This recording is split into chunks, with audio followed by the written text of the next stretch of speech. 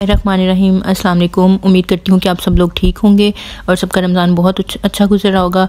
तो आज जी हम एक न्यू रेसिपी के साथ आए हैं, जैसे कि ये सबको बहुत पसंद होती है और आप सबको नज़र भी आ रही है कि आज हम पुलाव बनाने जा रहे हैं।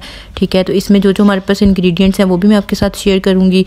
तो ये सबसे पहले तो हमारे पास चिकन है। ठीक है, ये तकरीबन 1 kg चिकन है हमारे पास जो हमने लिया हुआ है, और इसको बहुत ज़्यादा बारीक बोटियों में नहीं किया हुआ, नॉर्मल बोटियों में। और ये हमारे पास जो मिर्चें हैं ग्रीन वाली, ये 4 से 5 अदद हैं।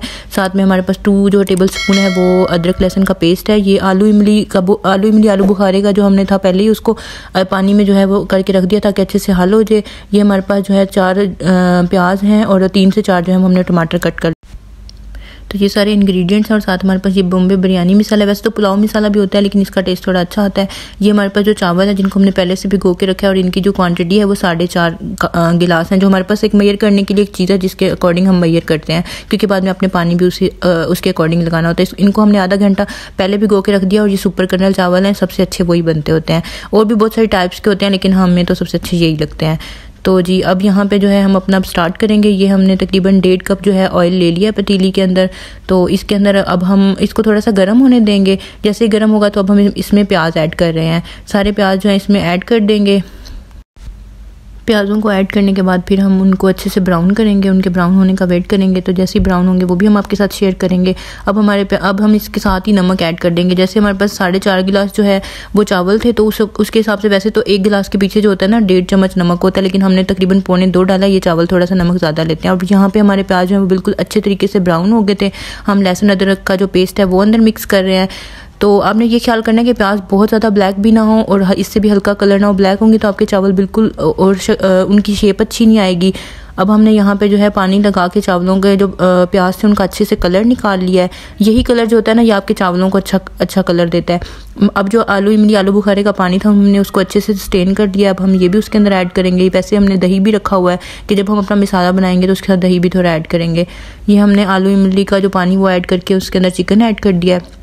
और चिकन को ऐसे 2 से 3 मिनट जो है वो अपने पकाने के बाद अपनी बाकी चीज़ें जो हैं उसके साथ ऐड करनी है। अभी हम चिकन को जो है वो 2 से 3 मिनट जो है वो पका रहे हैं और हल्का सा, ताकि वो अच्छे से हर चीज़ जो है ना उसके अंदर एब्जॉर्ब हो जाए, चिकन हल्का सा अपना कलर चेंज कर ले। यहाँ पे हमने इधर 1 जो है टीस्पून जो है वो गरम मसाला ऐड किया है। उसके साथ जो है हमने हल्दी ऐड किया तकरीबन 1 चम्मच, क्योंकि हमारी चावलों की क्वांटिटी ज़्यादा है। तो उसके साथ ही अब हमने जो है चिली फ्लेक्स ऐड कर रहे हैं, जो 3 जो है हमारे पास चम्मच जो हमारे अपने हम डेली रूटीन में यूज़ करते हैं, तो वो 3 चम्मच ऐड कर दिए हैं। तो मिर्चें भी उसके अकॉर्डिंग ही करनी होती हैं। अब हमने 3 चिली फ्लेक्स ऐड किए थे, तो 2 चम्मच जो है वो रेड चिली पाउडर इसके अंदर जो है ऐड कर रहे हैं। तो वो सारी चीज़ें टेस्ट के हिसाब से होती हैं। पहले जो नमक डाला था वो भी तकरीबन 8 चम्मच हमने डाला था। अब हमने जो इसके अंदर ग्रीन मिर्चें ऐड कर दी हैं, जो हमारी 5 से 6 हमने इस तरह से काट ली हुई थी। तो इसके साथ ही हम इसको अच्छे से मिक्स कर लेंगे। अब इसमें जो है हम अपने टमाटर ऐड कर रहे हैं, जो हमने काटे थे 3 जो है दरमियाने साइज़ के टमाटर। तो वो भी इसके अंदर ऐड कर रहे हैं। टमाटरों को बहुत ज़्यादा टमाटर ऐड नहीं करने के, वो बहुत ज़्यादा आपको खट्टा खट्टा टेस्ट आना शुरू हो जाता है। तो अब इसको हम अच्छे तरीके से जो है अपने मसाले को मिक्स कर लेंगे और इसको पकाएंगे। इतना पकाएंगे कि इसके अंदर फिर जब अच्छे से मसाला जो है वो बन जाए, हमारे पास चिकन भी गलना शुरू हो जाए, तो उसमें दही ऐड कर दिया हमने। दही से जो है ना वो ग्रेवी काफ़ी अच्छी बन जाती है चावलों की। तो अब हमने इसको 4 से 5 मिनट अच्छे तरीके से पकाना है ताकि हमारा मसाला जो है वो बिल्कुल अच्छे से रेडी हो जाए। यहाँ हमारा मसाला आप देख सकते हैं कि काफ़ी अच्छे से रेडी हो गया और ऑयल भी निकलना शुरू हो गया। अब इसके अंदर जो है हम अपना जो पानी है वो ऐड करेंगे। तो वो हमने ऐसे ऐड करना है कि जितना भी हमारे चावलों की क्वांटिटी हमने ली हुई है, हमने 4.5 गिलास चावल लिए थे, हम उसके अकॉर्डिंग 1 गिलास के पीछे जो होता है ना वो 1.5 गिलास पानी डलता है। तो हमने 7 गिलास जो है वो पानी के ऐड करने हैं इसके अंदर। 7 गिलास जब पानी हम ऐड कर लेंगे उसे अच्छे से मिक्स करके उसको बॉयल होने के लिए रख देंगे कि वो 1 से 2 दफ़ा उसको अच्छे से पानी को जो है वो उबाल आ जाए। फिर उसके अंदर हम अपने जो है चावल ऐड करेंगे। अभी आप देख सकते हैं कि हमारा पानी जो है वो अच्छे तरीके से बॉयल हो गया और हमने चावल भी अलग से छान के रख लिया ताकि उनका अच्छे से पानी जो है वो निकल जाए।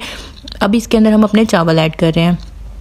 चावल ऐड करने के बाद हम इसको अच्छे से पकाएंगे ताकि अब इधर अच्छे से मिक्स करके, और चावलों को बहुत ज़्यादा चमचा नहीं मारना कि चावल जो हैं वो टूट जाएं, उसको बहुत स्मूथली हमने मिक्स करना है और तब तक मिक्स करते रहना है और जब इसको अच्छे से पकाना है जब तक हमारा पानी खुश्क ना हो जाए। और आप यहाँ देख सकते हैं कि हमारा पानी जो है वो ऑलमोस्ट खुश्क हो चुका है और जब पानी खुश्क हो जाए, इतना थोड़ा रह जाए, तो उसको बिल्कुल हल्की आँच पर कर देना ताकि हमारे चावल लग ना जाएँ। ठीक है, अब यहाँ पर हम इसको दम लगाएंगे चावलों को, क्योंकि बिल्कुल हल्की हल्की सी नमी हमारे चावलों में रह गई है।